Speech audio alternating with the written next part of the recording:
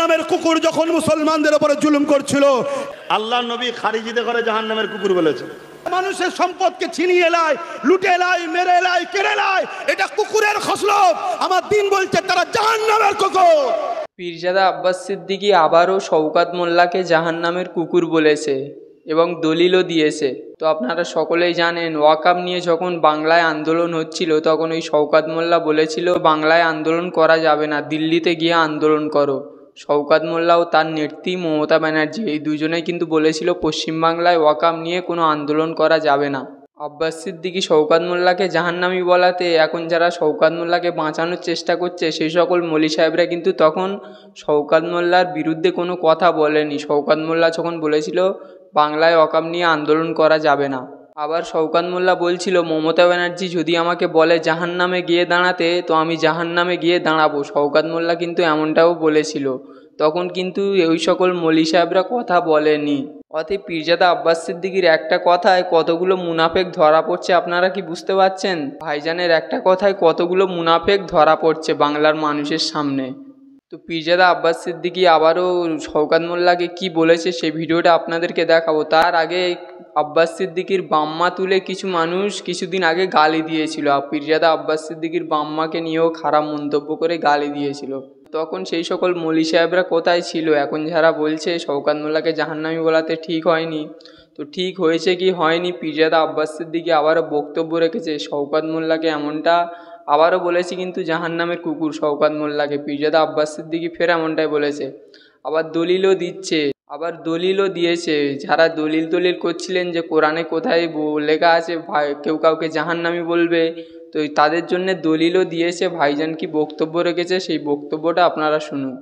আজকে দেখছেন না কোন একজনকে দিয়ে দিয়েছি জাহান্নামের কুকুর, কত মৌলী সাহেব দেখছেন না লাইভ দিচ্ছে। এটা বলা ঠিক হয়েছে? যখন আল্লাহ বলেছিল তুই মৌলী সাহেব কোথায় ছিলিস?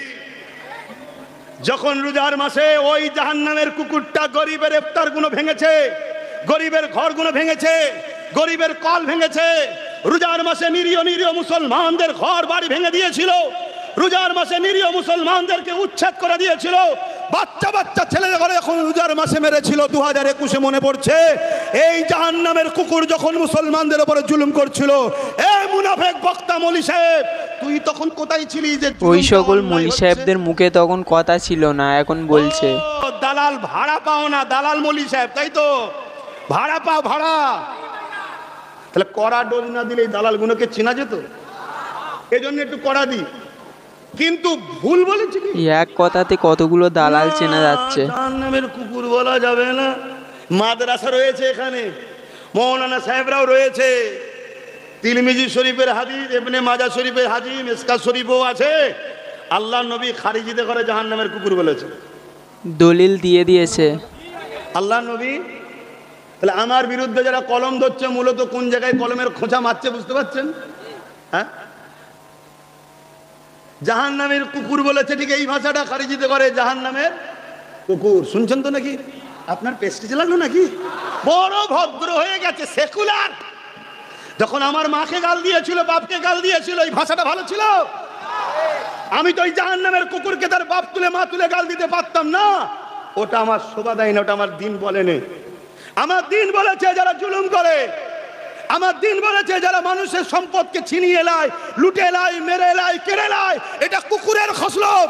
আমার দিন বলছে তারা জাহান্নামের কুকুর। তো ভিডিওটা দেখলেন, আপনাদের কি মনে হলো? পীরজাদা আব্বাস সিদ্দিকীর কথাগুলো কি ঠিক মনে হলো নাকি ভুল? আপনারা কমেন্ট করে বলবেন। পীরজাদা আব্বাস সিদ্দিকীর বাম্মা তুলেও অনেকে গালি দিয়েছিল, তখন কিন্তু কোনো মৌলী সাহেবের মুখে কথা ছিল না যে এটা অন্যায় হচ্ছে, কেন বাম্মা তুলে গালি দেবে একজন পীরজাদাকে। তো শওকত মোল্লাকে এরকমটা বলাতে কিছু মৌলী সাহেবরা উঠে পড়ে লেগেছে, কীভাবে শওকত মোল্লাকে বাঁচানো যায় সেই চেষ্টা করছে। এরকম চেষ্টা করাতে অনেক কিছু বাংলার মানুষ বুঝতে পারছে, ঠিক আছে? তো আজকের ভিডিওটা এই পর্যন্ত। ভালো লাগলে লাইক, শেয়ার অ্যান্ড সাবস্ক্রাইব করে দেবেন। দেখা হচ্ছে পরের ভিডিওতে।